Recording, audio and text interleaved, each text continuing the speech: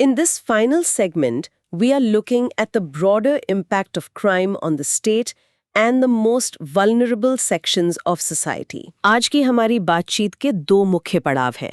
पहले हम समझेंगे कि नए कानून राज्य यानी स्टेट और सार्वजनिक शांति मतलब पब्लिक ट्रैंक्विलिटी को कैसे देखते हैं, और फिर हम भारतीय न्याय संहिता BNS के उस हिस्से की गहराई में उतरेंगे जो महिलाओं और बच्चों के खिलाफ होने वाले अपराधों से जुड़ा है। देखेंगे कि उनकी सुरक्षा के लिए क्या नए और मजबूत प्रावधान किए गए हैं। तो चलिए सीधे राज्य के खिलाफ अपराधों से ही शुरू करते हैं। IPC का एक बहुत ही कह सकते हैं चर्चित सेक्शन था राजद्रोह यानी सेडिशन। सुनने में आया है कि BNS में इसे पूरी तरह हटा दिया गया है, तो अब इसकी जगह क्या है? हाँ, ये यकीनन सबसे बड़े बदलाव में से एक है। IPC का जो सेक्शन 124A था सेडिशन जी, वो अब नहीं है। उसकी जगह BNS में सेक्शन 152 लाया गया है और इसका शीर्षक ही मतलब इसकी मंशा साफ कर देता है। भारत की संप्रभुता, एकता और अखंडता को खतरे में डालने वाले कार्य। अच्छा, तो नाम से ही लग रहा है कि फोकस बदल गया है। पहले बात सरकार की थी, अब देश की हो रही है। बिल्कुल सही पकड़ा आपने। देखिए, यही सबसे बड़ा शिफ्ट है। सेडिशन का कानून सरकार के प्रति असंतोष को अपराध मानता था, जो एक बहुत ही वेग सी बात थी। हाँ। नया कानून इस नजरिए को बदलकर राष्ट्र या राज्य की सुरक्षा पर ध्यान केंद्रित करता है। तो एक तरह से ये राजद्रोह से देशद्रोह की तरफ एक वैचारिक बदलाव है। तो फिर सेक्शन 152 के तहत असल में अपराध क्या माना जाएगा? इसके मुताबिक अगर कोई व्यक्ति जानबूझकर, और ये जानबूझकर शब्द बहुत महत्वपूर्ण है, अच्छा, शब्दों से, संकेतों से या फिर इलेक्ट्रॉनिक कम्युनिकेशन या पैसे का इस्तेमाल करके अलगाव, सशस्त्र विद्रोह या विध्वंसक गतिविधियों को भड़काता है या भड़काने की कोशिश भी करता है। हाँ, कोशिश भी करता है तो वो दोषी माना जाएगा। इसमें अलगाववादी गतिविधियों की भावनाओं को प्रोत्साहित करना भी शामिल है। सजा भी काफी गंभीर कर दी गई है। अब इसमें आजीवन कारावास या 7 साल तक की कैद और जुर्माना दोनों का प्रावधान। ठीक है। राज्य की अखंडता के बाद आम नागरिक की रोजमर्रा की जिंदगी में शांति भी उतनी ही जरूरी है। यहीं पर अनलॉफुल असेंबली और राइटिंग जैसे अपराधों की बात आती है। ये शब्द हम अक्सर खबरों में सुनते हैं, पर कानूनी तौर पर इनमें बहुत बारीक फर्क है। चलिए इसे समझते हैं। जी, और इन फर्कों को समझना बहुत जरूरी है। सबसे पहले बात करते हैं विधि विरुद्ध जमाव यानी अनलॉफुल असेंबली की, जो BNS के सेक्शन 189(1) में है। इसके लिए 2 शर्तें हैं। पहली, कम से कम 5 लोग होने चाहिए। 5 या उससे ज्यादा? हाँ, और दूसरी, उन सबका एक सामान्य उद्देश्य, एक कॉमन ऑब्जेक्ट होना चाहिए जो कानून की नजर में गलत हो। और ये गलत उद्देश्य क्या हो सकता है, मतलब जैसे कि? कानून ने इसकी एक सूची दी है, जैसे सरकार को डराना धमकाना, किसी कानून को लागू होने से रोकना, कोई आपराधिक काम करना, या फिर किसी व्यक्ति को डराकर उससे कोई ऐसा काम करवाना जो वो नहीं करना चाहता। तो जब तक ये 5 लोग सिर्फ इकट्ठा हैं और उनका कोई ऐसा कॉमन ऑब्जेक्ट नहीं है, तब तक वो अनलॉफुल असेंबली नहीं है। बिल्कुल। और राइटिंग यानी दंगा, इससे कैसे अलग है? देखिए, जब वही अनलॉफुल असेंबली अपने उस कॉमन ऑब्जेक्ट को पूरा करने के लिए बल या हिंसा का इस्तेमाल करती है, तो वो दंगा बन जाता है। एकदम सही। तो आपका फॉर्मूला एकदम सटीक है। Unlawful assembly plus violence equals writing. और दंगे की खास बात यह है कि अगर उस भीड़ में से एक व्यक्ति भी हिंसा करता है तो जमाव का हर सदस्य दंगे का दोषी माना जाएगा। और सजा? दंगे के लिए 2 साल तक की सजा हो सकती है। लेकिन अगर दंगा करने वालों के पास कोई घातक हथियार है, जैसे लाठी या बंदूकें, तो सजा सीधे 5 साल तक पहुंच जाती है। अच्छा, एक और शब्द है दंगा फसाद या अफरे। ये राइटिंग से कैसे अलग है? सुनने में तो दोनों एक जैसे ही लगते हैं। हाँ, ये कंफ्यूजन बहुत आम है।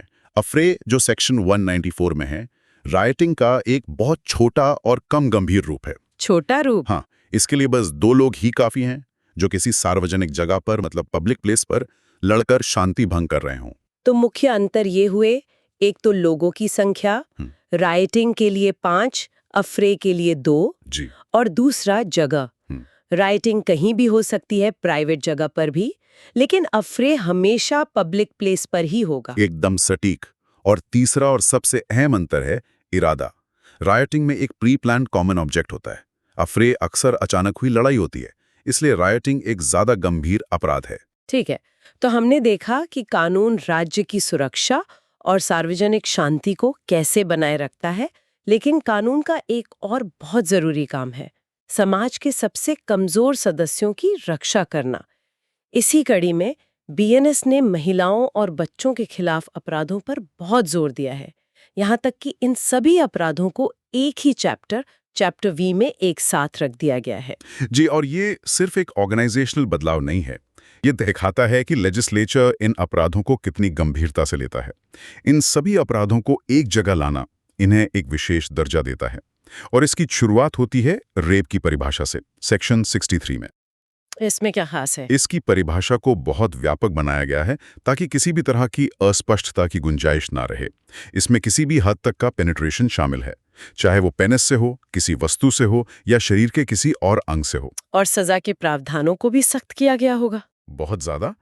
सेक्शन 64 के तहत रेप के लिए न्यूनतम सजा 10 साल की कठोर कारावास है, जो आजीवन कारावास तक जा सकती है। लेकिन कुछ मामलों में, जैसे अगर कोई पुलिस अधिकारी अपनी कस्टडी में रेप करता है या 18 साल से कम उम्र की लड़की के साथ गैंग रेप होता है, जी, तो सजा सीधे आजीवन कारावास है, जिसका मतलब है दोषी अपनी आखिरी सांस तक जेल में रहेगा या फिर मृत्युदंड। रेप के अलावा स्टॉकिंग और वॉयरिज्म जैसे अपराध भी हैं जो टेक्नोलॉजी के साथ और भी बढ़ गए हैं। बीएनएस में इनके बारे में क्या कहा गया है? बिल्कुल, यही इन नए कानूनों की खासियत है। पहले बात करते हैं वॉयरिज्म की, जो सेक्शन 77 में है।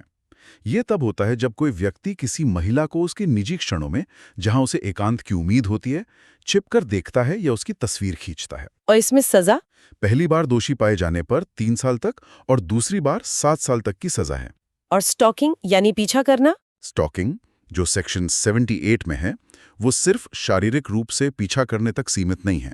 इसमें किसी महिला की असहमति के बावजूद उससे बार बार संपर्क करने की कोशिश करना। मतलब फोन पे या इंटरनेट पर भी? हाँ, इंटरनेट, सोशल मीडिया या ईमेल के जरिए उसकी हर गतिविधि पर नजर रखना सब शामिल है।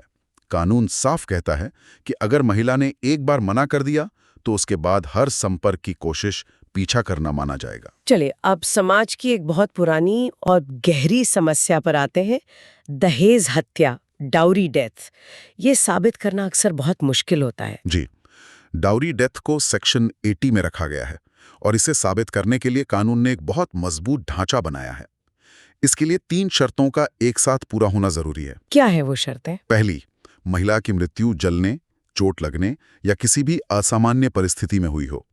दूसरी, यह मृत्यु शादी के 7 साल के अंदर हुई हो। और तीसरी? और तीसरी, जो सबसे अहम है, ये साबित किया जा सके कि उसकी मृत्यु से ठीक पहले उसे दहेज की मांग के लिए पति या उसके रिश्तेदारों ने प्रताड़ित किया था।